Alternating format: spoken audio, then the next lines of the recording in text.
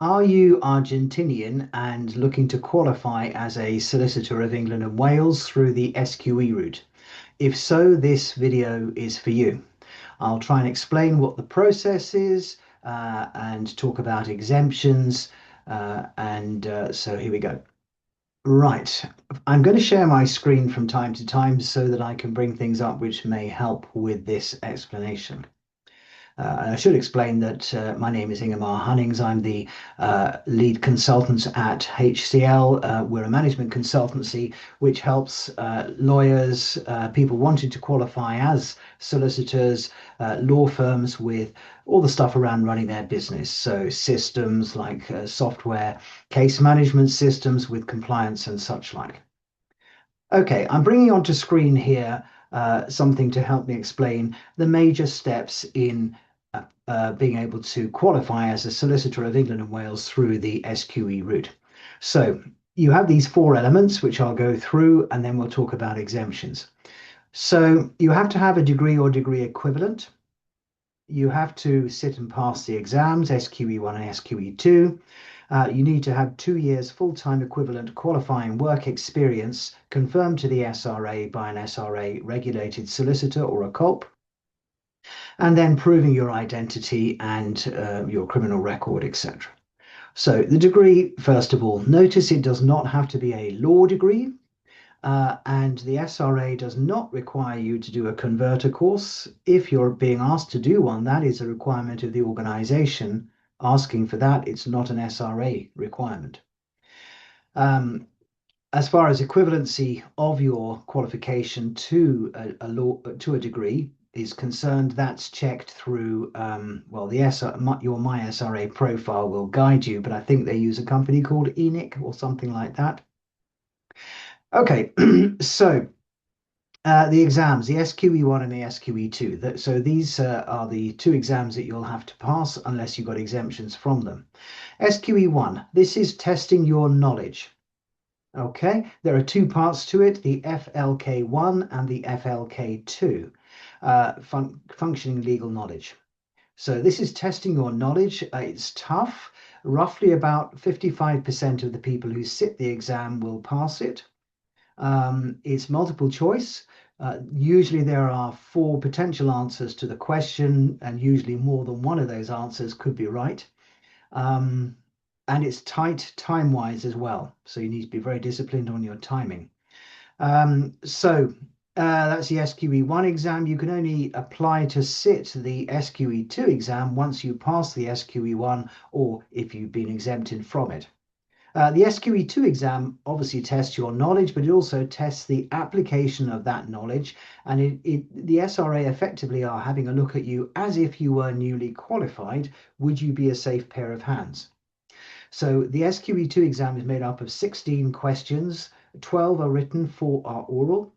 At the time of recording this, which is March 2026,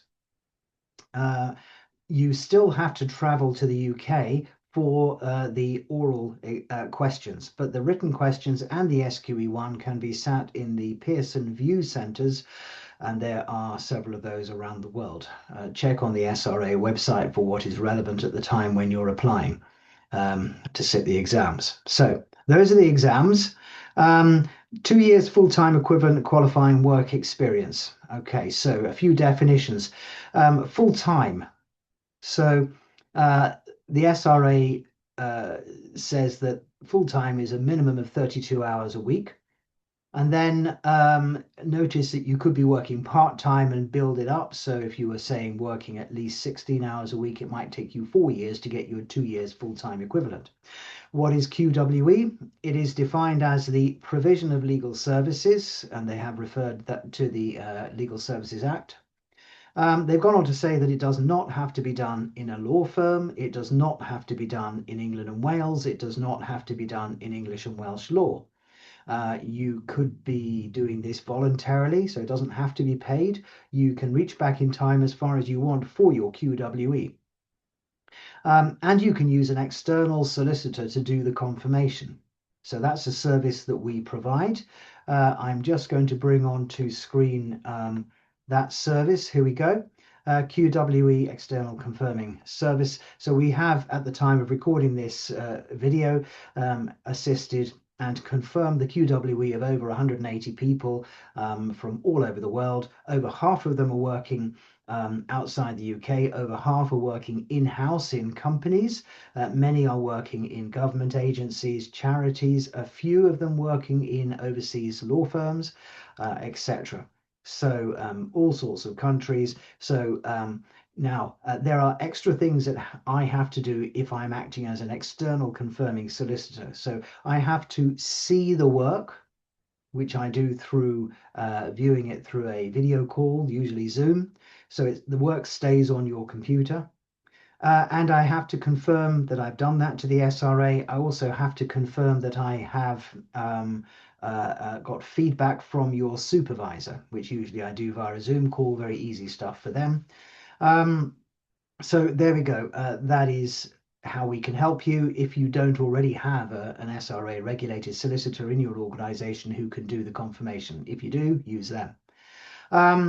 Right, so lots of information on that. If you have questions or wish, to contact us about it, please fill in the form or email. Please don't ring, because it's likely that you'll miss me because I'll be in a meeting. Right, let's get back to the elements to qualify as a solicitor. So that's the QWE we've talked about there. The bit at the end is proving your identity and criminal records checks. If you don't have someone to prove your identity, I think the SRA uses Atlantic Data for that. Then we have a small service where we can verify your identity through a Zoom call, which the SRA have told us is okay to do.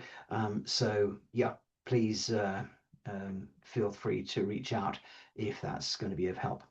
Now then, let's start looking at exemptions. You can't get exempted from the degree or equivalent requirement. Also, the proving your identity and criminal records checks you have to do. Exams, though, there are various exemptions available. So the realistic only way you're going to get an exemption from the SQE1 exam is if you have sat the old LPC exam. That's the old way to qualify, and you are effectively trading it in for an exemption from the SQE1 exam. Okay, so that's an LPC pass, trading that in against the SQE1. So if you don't have an LPC pass, not relevant, and I certainly wouldn't suggest you go and sit the LPC to get the SQE1 exemption. Okay. If you are already qualified as a lawyer, an abogado for people from Argentina, qualified in Argentina, then it is open for you to apply for an exemption from the SQE2 exam. Okay, and I'll go through what's required for that in a moment, and we help people with that application. You'll have to sit then the SQE1 exam because the SRA won't give you exemption from both of the exams. Okay. Now then, can you get exemption from the the QWE requirement? If you sit and pass the SQE1, get an exemption from the SQE2, because you're a qualified lawyer, you will automatically be exempted from the QWE. So that's only available to people who are already qualified lawyers. But that is not absolute, because if you're a qualified lawyer and you choose instead to apply for exemption from the SQE1 because you have an LPC pass, and then sit the SQE2 because you'll have to, you will also have to get your QWE confirmed. Okay, so the SRA have confirmed that to us fairly recently, that that's their understanding, that's their approach. So the QWE, you're exempted from that if you sit the SQE1 and either sit the SQE2 as well, but you are a qualified lawyer, or you get the exemption because you're a qualified lawyer from the SQE2. But if you're a qualified lawyer and you get the exemption from the SQE1, then you will have to sit the SQE2 and you will have to get the QWE confirmed. If you're not qualified at all, then of course you need to have your QWE confirmed. Now let's move on to applying for an exemption from the SQE2 exam. I'm going to bring up on screen what the SRA say, but I will also just draw to your attention that we help with this, and I'll come back to that.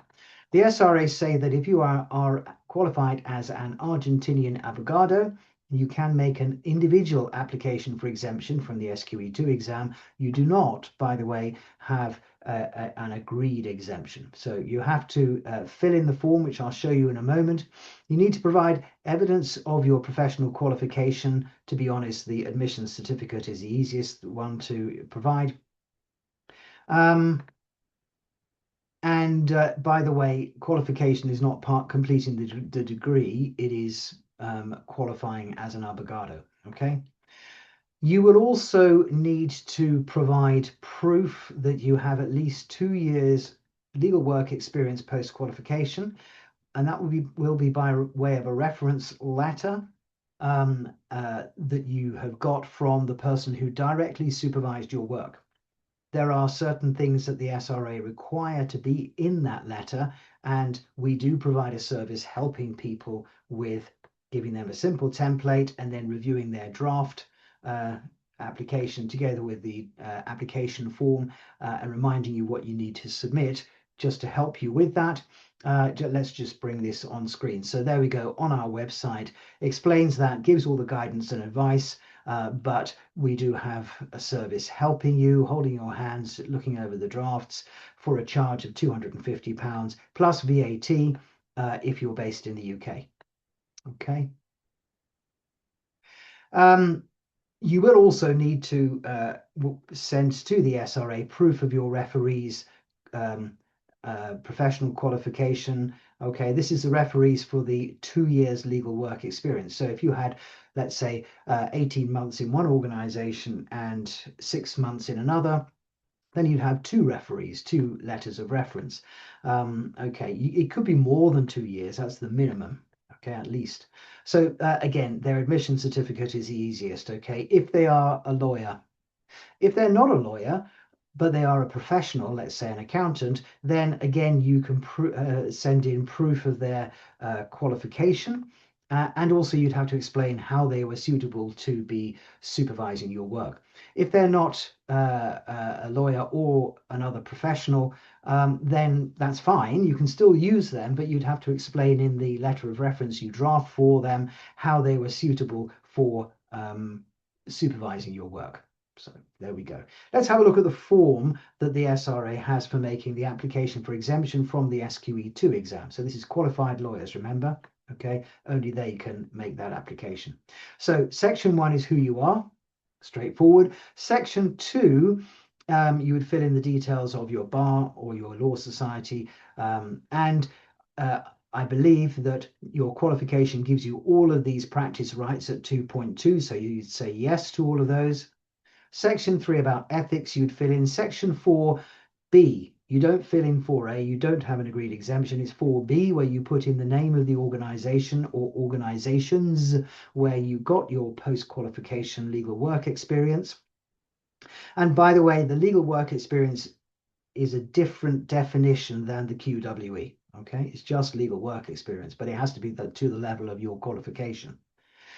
So you'd fill that in there and tick next to SQE2 exemption. Then you do not need to fill in sections 5 and 6, which is a blessing. When you get to section 7, wherever that is, there we go.